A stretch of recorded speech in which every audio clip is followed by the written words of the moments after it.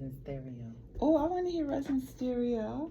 Because you In stereo. Okay. what's the other word? If it's not in stereo, what is it, Shane? Mono. Thank you. It's in mono. Mono. I prefer the conversation in stereo. All right. I'm ready.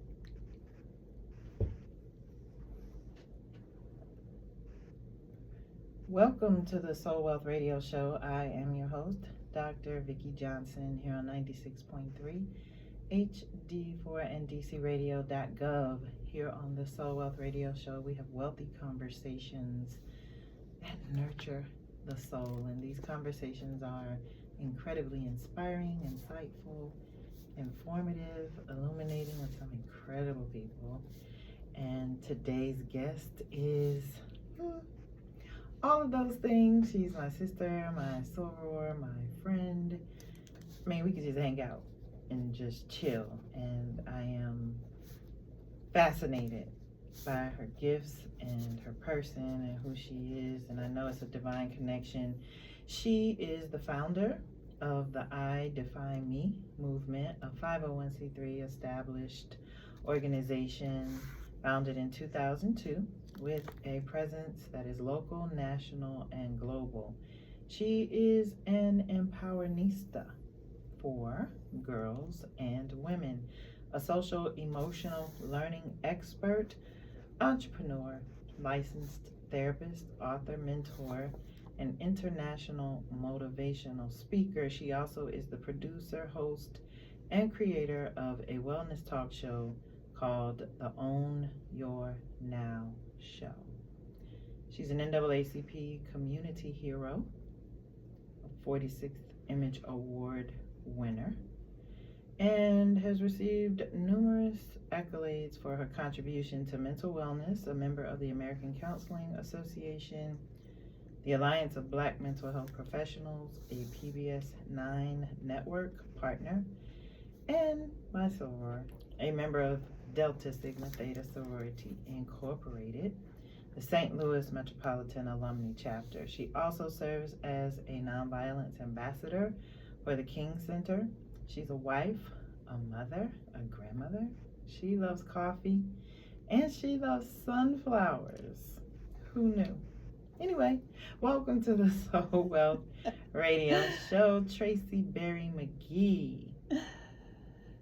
M.Ed, LPC, which means you have a master's degree, right? In education. In yes. education, and LPC is licensed professional counselor. Right.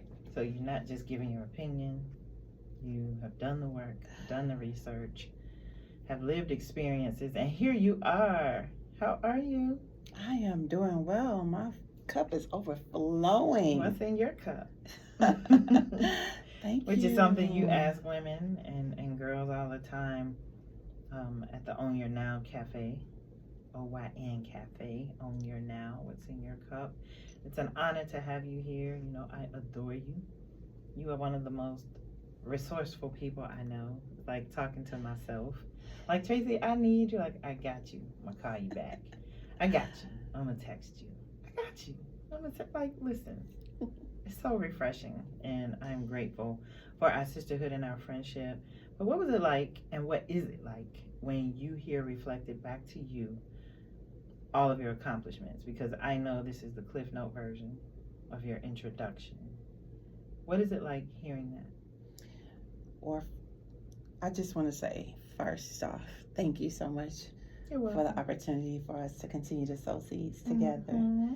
And this experience is, when you start saying our relationship, I immediately thought that, yeah, you know how people say you're my BFF? Mm-hmm. I'm like, yeah, she's my SSF, because she is my soror and my sister and my friend. Okay. We SSF. All right, she's also a wordsmith, y'all. Y'all gonna hear about that. So I think that hearing it reflect back to me is confirmation of all the things that I know that God has promised me. Mm-hmm. And it's just harvest time for me. The things that I know that I have sowed seeds into, we all should expect harvest. And I know that I'm doing the work and it's bigger than me. It's not about me. It's not about me at all. It's just about me being in alignment and doing the work. And I mean, doing the work you are. Thank you. Like, and is. And did. And did, and is, and will continue. Right? I love that. Where did you go to school? Where did you go to college? I went to school in St. Louis, Missouri, University of Missouri, St. Louis. And it was an experience for me being first generation, graduating from high school and college, and being able to break that cycle so that my children could then know what it looks like to continue to break the cycle. So yeah, that's the journey for me. Did you always know you were going to college?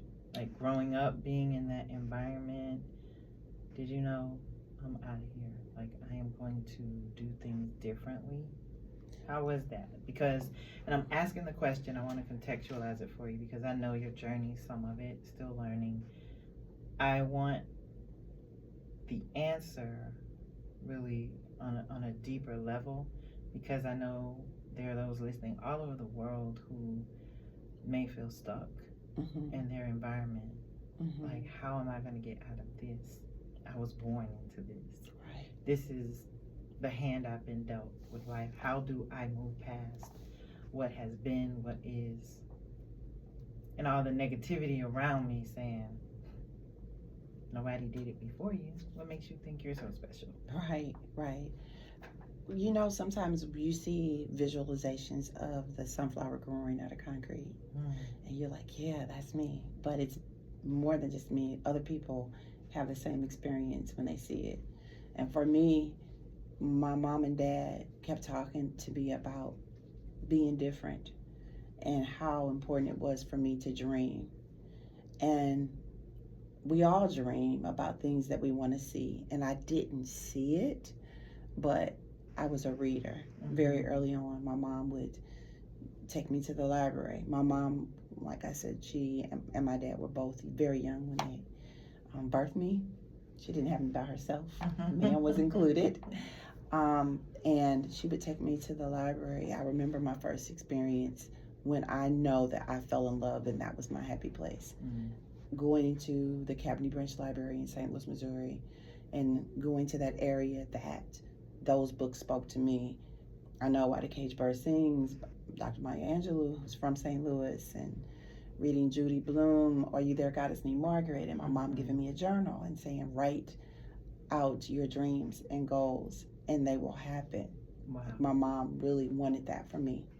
And so just reading and falling in love with Nikki Giovanni and all these different books that oftentimes the books became my mentors because sometimes I didn't see it in my community.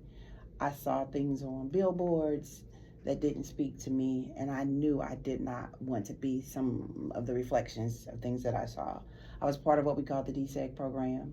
So I would literally wake up early in the morning, catch my bus on what we call the stroll, where women were just women of the night would be hanging there while I would catch the bus to the other side of town. I always say the wheels on the bus didn't go round and round all through the town. I had to catch the bus to the other side of the town. But it allowed me to move. We moved a lot and meet new friends and people and see experiences outside of my community. And I knew it was something bigger for me.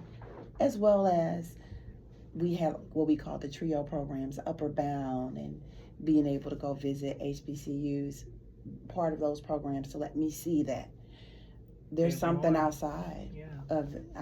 I just wanted it. I just felt it. And we all have that feeling.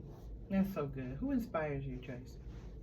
For me, it was my mom that constantly told me that I could do something that she didn't, but she believed in me.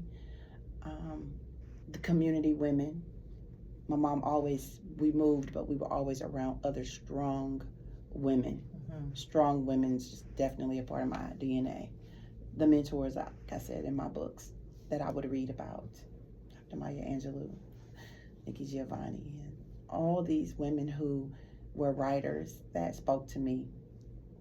My own books that I would read out loud so that I could hear myself.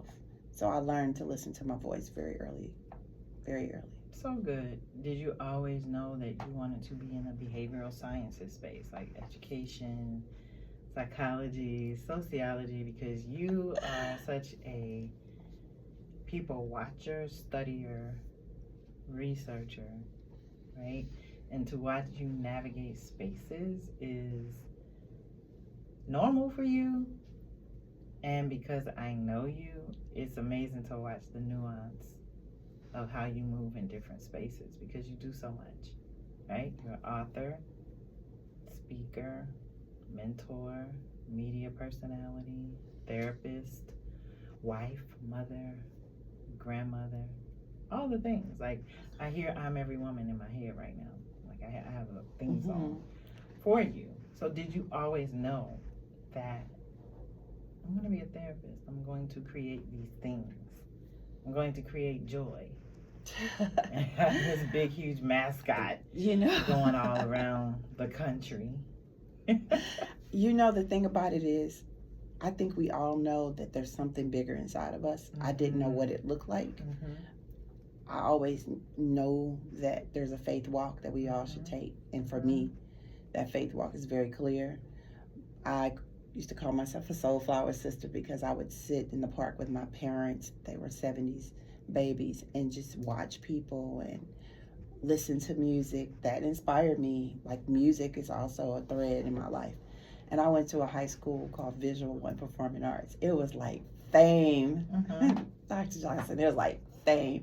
And I wasn't the best dancer, but I did all modalities. I wasn't the best actress, but I did it. And I learned that you always just give your best. You don't have to be the best, but you need to give your best. And I always was a writer. And so pulling all those things together, in the midst of that, I was also raised as an only child. I do have siblings. Shout out to my sisters. But I wanted sisters really bad. And I wanted to be a keeper. And so I knew I wanted to be a keeper to sisters and to my community.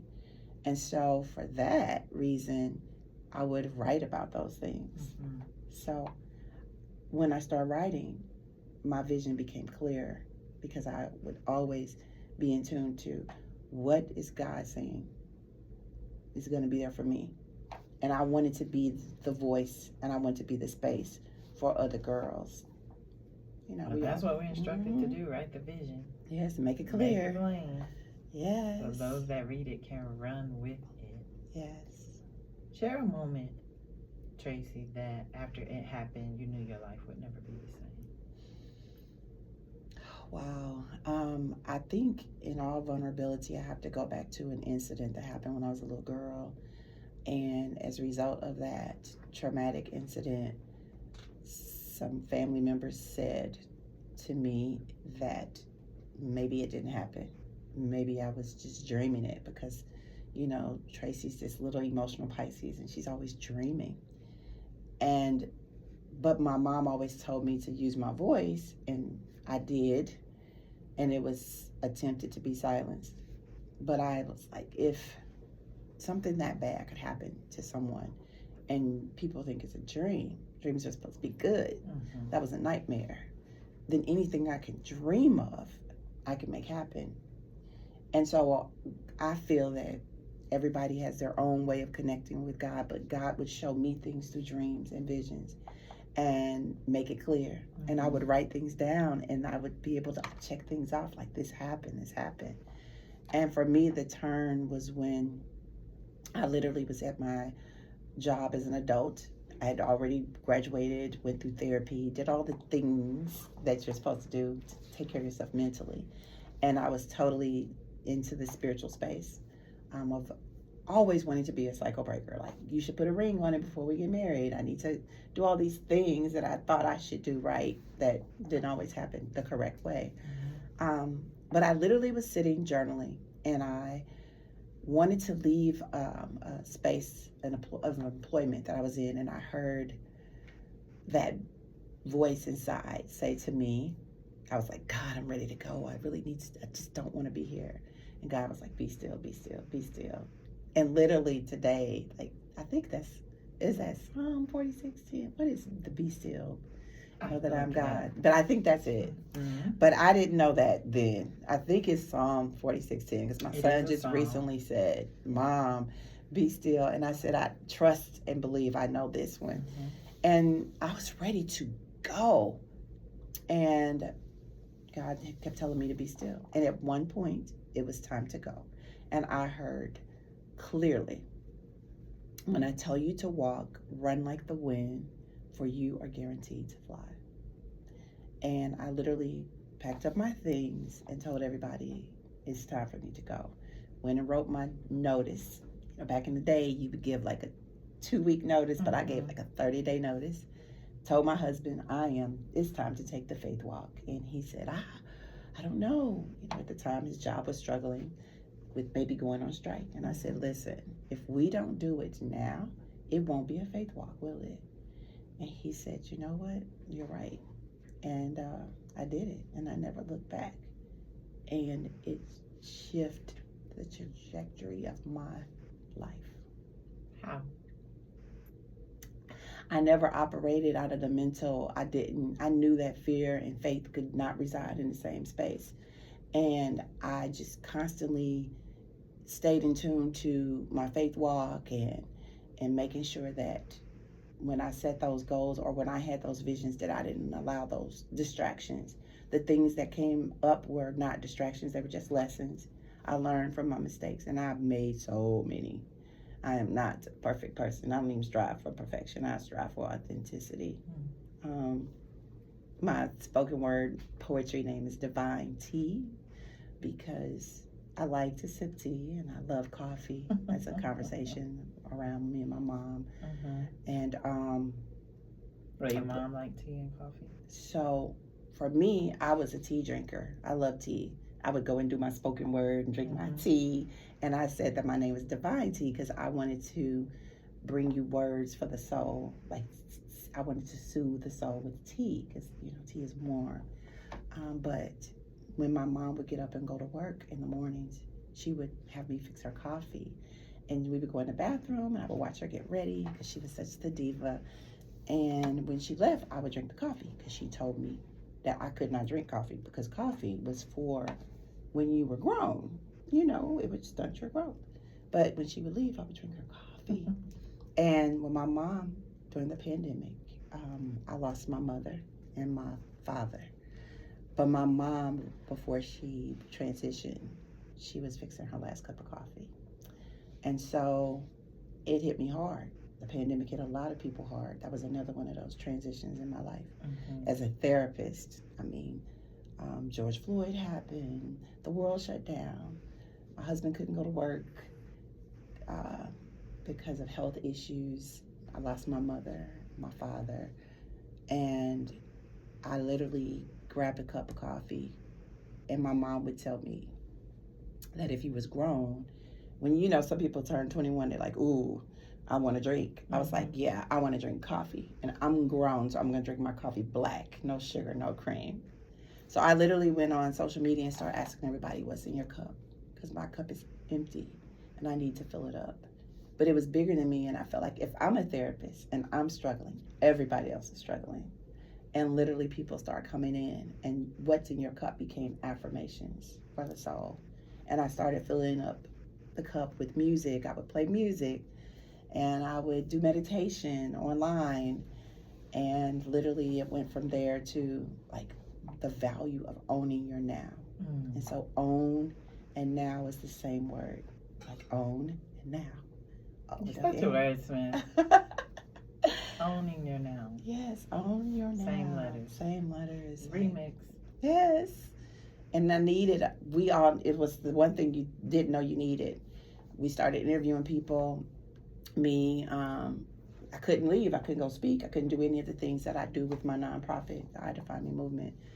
And I just continuing to write. And then my co-host came along. She was like, hey, there's some people that can get on this show and I can connect. I know all these people.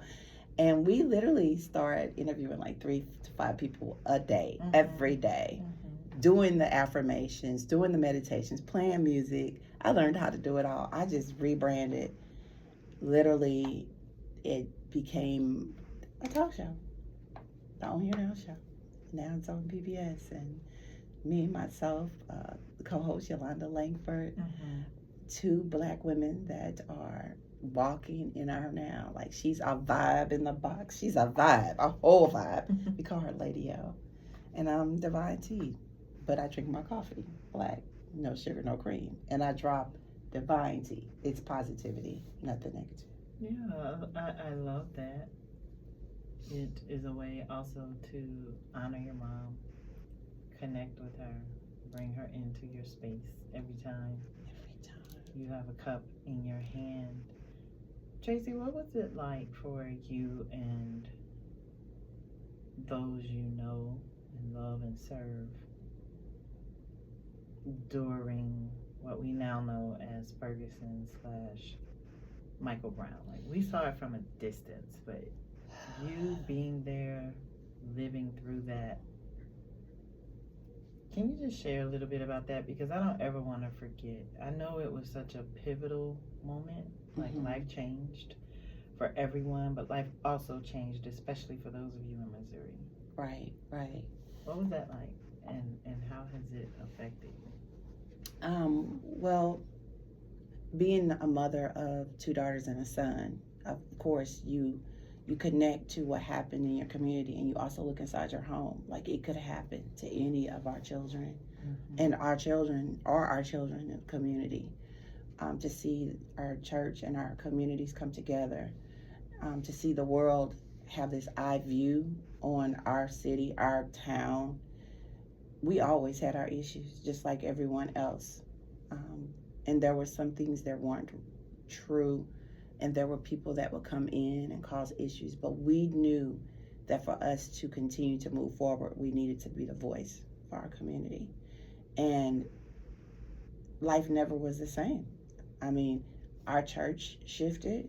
Our pastor, she jumped right in, Pastor Tracie Blackman, and did what she needed to do for the community. And we never seen the church the same, to be able to have a place where you go to fellowship, but still have to be aware that there are outsiders that don't want to hear the truth. We would do our programs for the girls. It was a safe space. We had to cancel doing that and go into the community and stand strong and be united. I remember when Dr. Bernice King came into our community, and we talked about nonviolence at a time when everybody wanted to fight. Like, you're like, what do I do? Like, what, we don't know. This is not something that we've experienced before, but we knew that our ancestors had, and it was very much real. And one of our, right before school had just started, and one of the pictures, I don't know if a lot of people have seen him, but Mike Brown was going to school. It's a picture of him smiling and going in, and you know how the men in the community lines the streets when the kids are going in. And I remember Jade Harrell had taken a picture of him. And so we're just connecting with people. Don't know your story. Right. People don't know what you've been through, what you're going through. But what we do know is there are similarities there. And we begin to see the patterns all over the world. And for a spotlight to be on you in your most vulnerable time is difficult. And even going into other spaces and people, well, what does this look like? You know, we really didn't have sidewalks, so you can't tell somebody to get off the sidewalk when we really wasn't a sidewalk. Like, it was just those little things. But for me, having children, being a part of this, our kids out there, they wanted to protest and they needed to have a voice. So we showed them what that looked like. Have the agency to speak up for yourself. The trauma, it's collective trauma, it's secondary trauma. When you would go, and you always are concerned about when you get pulled over by a car, or if you just see dogs, like, there's just a trauma all the time. And but I tell you, there are some good things that came out of our community. If you were to go visit Ferguson today, there's a black mayor.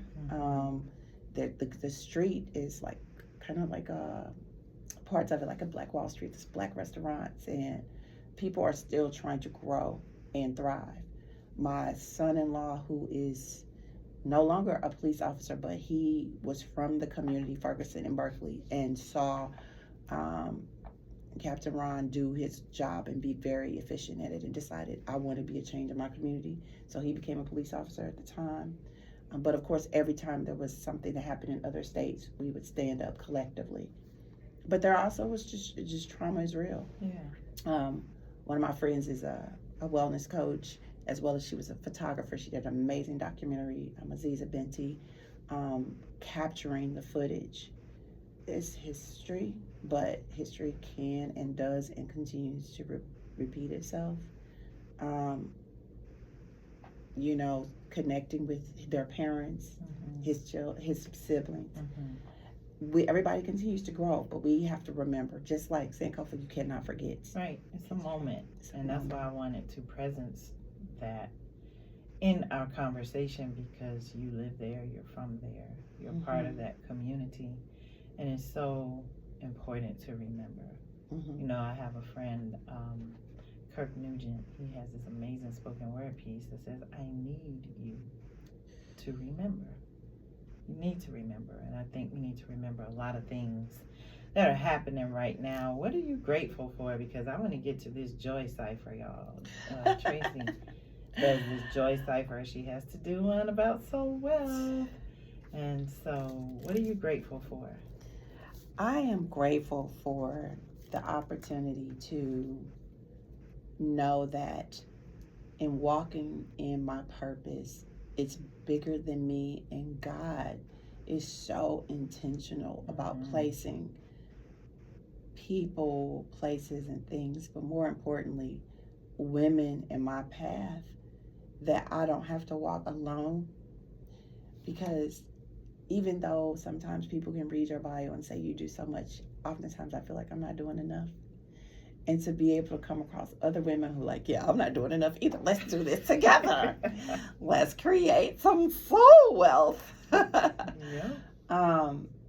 That's important, to have some real, true sisters and friends and family, my husband, my children that are thriving, and knowing that life be life, but we're living our life to the fullest. In the midst of chaos, we can find some peace and tranquility. That part. So I'm grateful for being authentically me in a space where I'm just trying to define me and find some joy. I love it. Let's do this joy cipher real quick. So, Tracie is a wordsmith. She does amazing spoken word. Ask me what you need to know. You want some words? I do. So let's see. What does soul wealth mean to you? It means freedom, vision, legacy, abundance, power, love, and gratitude.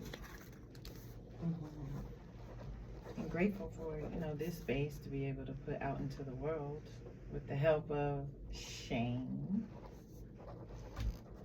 Yes, this message that anything is possible, which is why we have these wealthy conversations. Yes, that part. Yep. So I have to say that I've been doing this thing for a minute, and I'm grateful that I journal. I take my journal everywhere that I go, everywhere that I grow.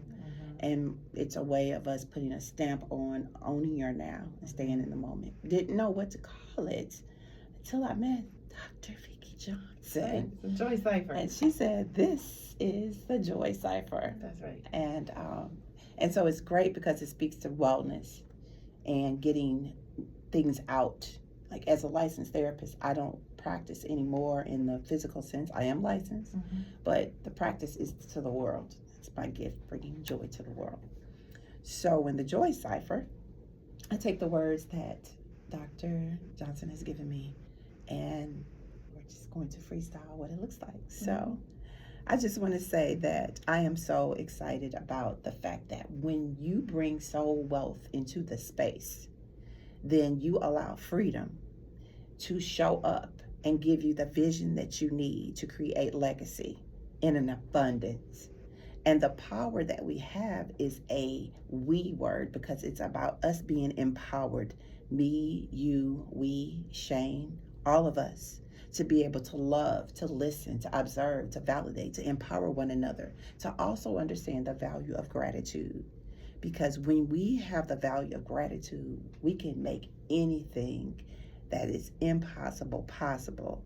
And that's what it looks like when you have local, national, global, individual, collective soul wealth. Boom! How can our listeners connect with you, girl? This was awesome. Thank you.